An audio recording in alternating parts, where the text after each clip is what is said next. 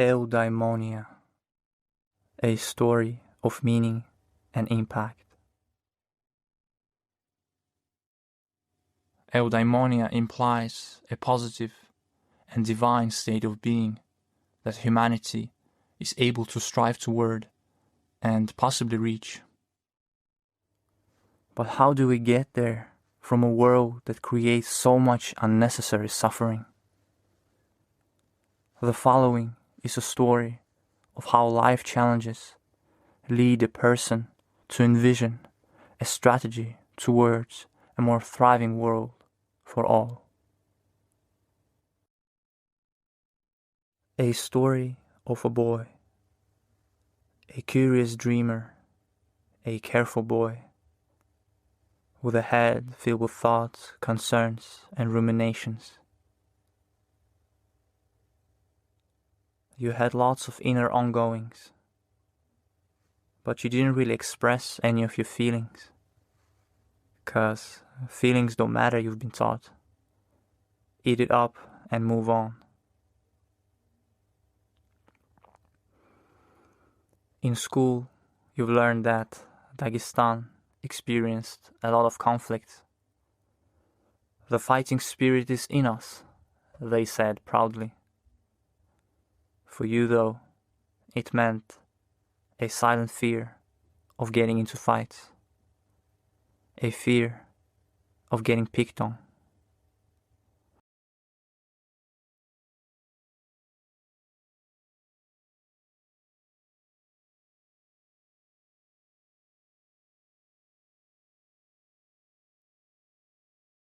Such a culture you grew up in, a hierarchical mentality, a place with disenfranchised people living in bad social structures and experiencing economic hardships.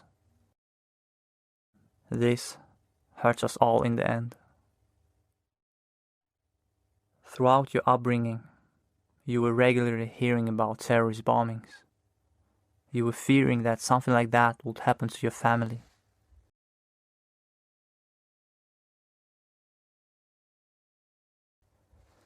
You were panicking every time any one of them would come home with an unexpected delay.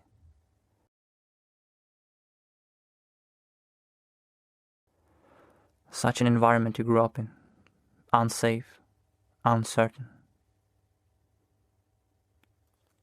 Some events made you feel so small and incapable.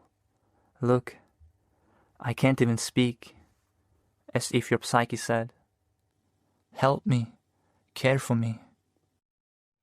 What the psyche didn't know was that the psychological help would not show up. But how could it show up in an environment that instead created a problem? A slight speech disfluency would be labeled as a weakness, and showing weaknesses was unacceptable.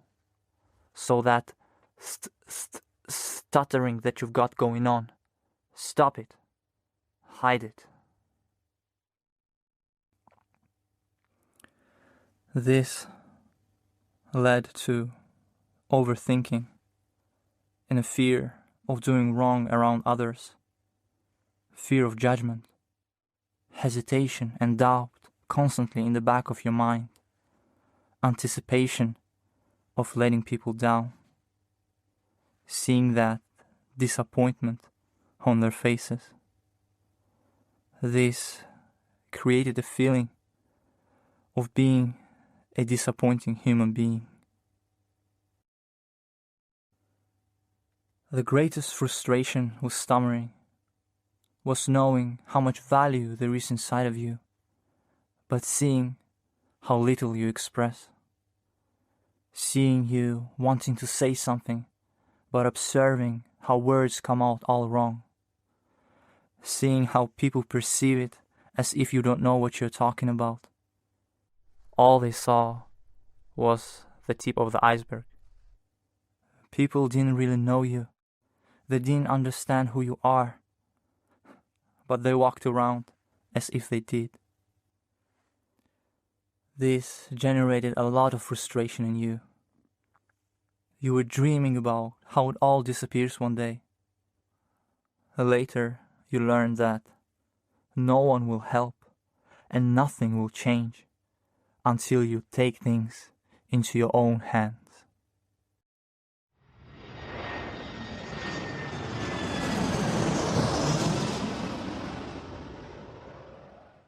Your family moving to Sweden gave you new hope, new life. You developed love for technology and science.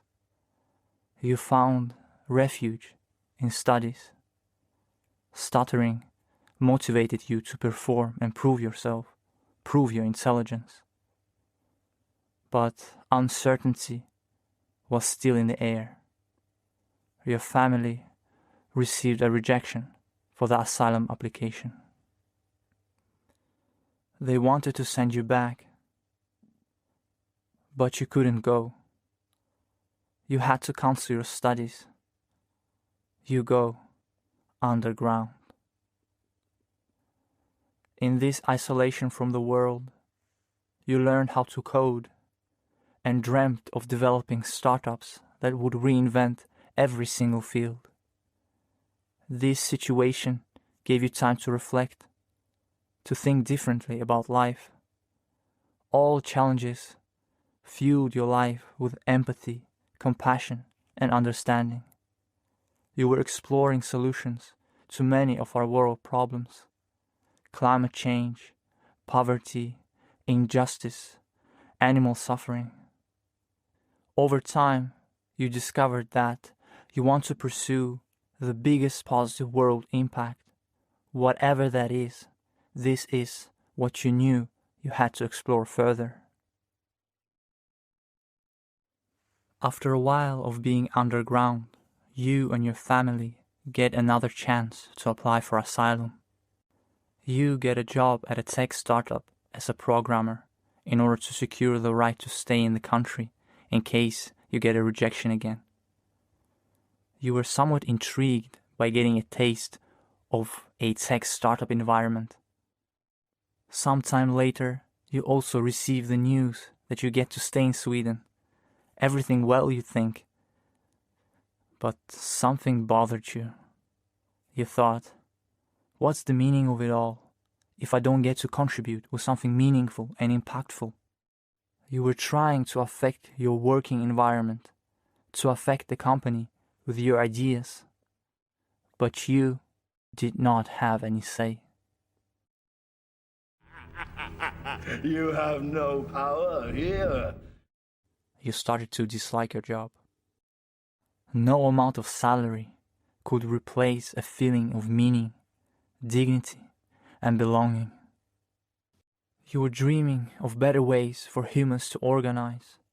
You were dreaming of a model where each individual's potential, know-how, and sense-making comes to greater benefit for the whole collective being, where people cooperatively own and create projects that fulfill their needs.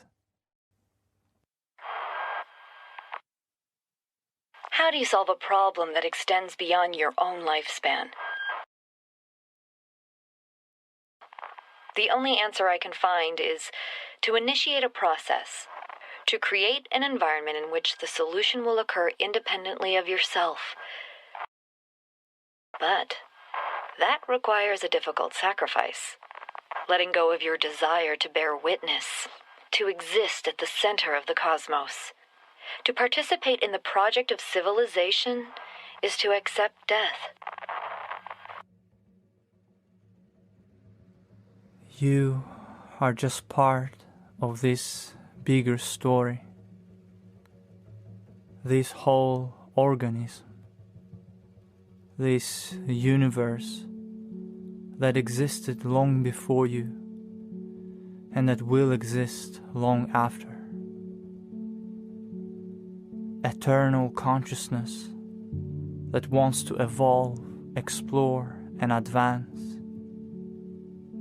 You are just part of this underlying meaning, just one of many beings with consciousness and intelligence.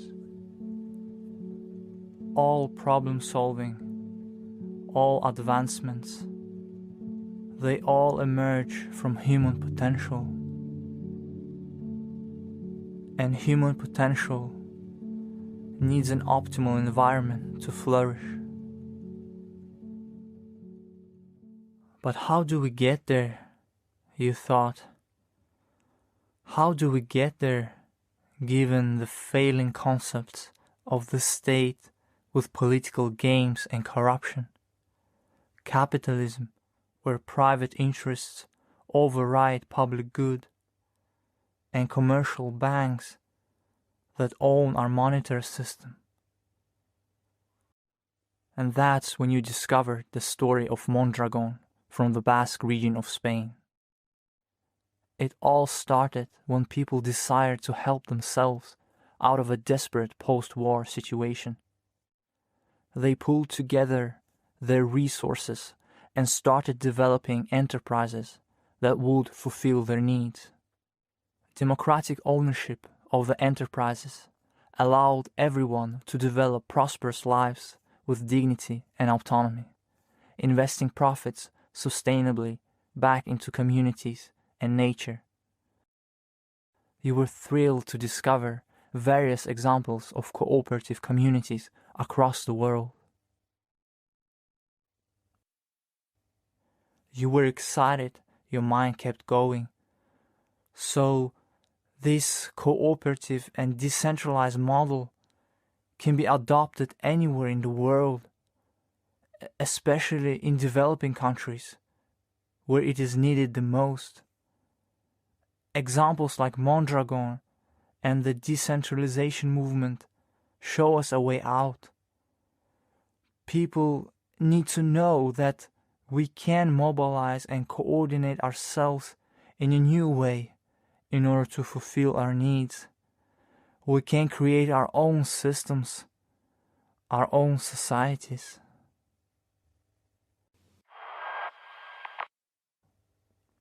We can create a system that belongs to our collective intelligence, a collective brain that, just as our brains, is made up of networks that work together to shape optimal development of our world. An interdisciplinary Renaissance spirit in the pursuit of the greatest impact for the prosperity of all and the whole that we exist in. As you were envisioning the path towards a more optimal world, your mind reconciled the fact that your stuttering was only one of many utterances of our flawed society, a suboptimal environment. You realized that there is nothing wrong with you.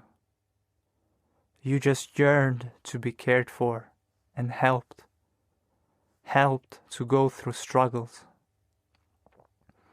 You told yourself, there is nothing wrong with me.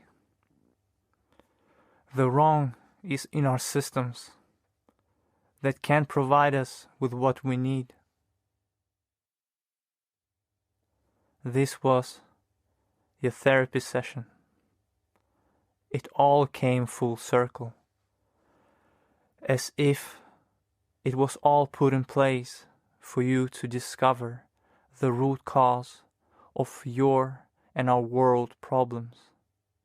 Your struggle was just one of many expressions of a need for change. You know, I'm so grateful for your realizations, your existence, your experiences. This is our story. This is my story. I was that boy, a curious dreamer with a head filled with thoughts, concerns, and ruminations. These inner ongoings have finally found a way to be expressed, because now I know that what I think and feel can make a difference. And what once What once was seen as a problem was actually a gift, a necessary glitch to initiate an upgrade of the system, an upgrade to Eudaimonia.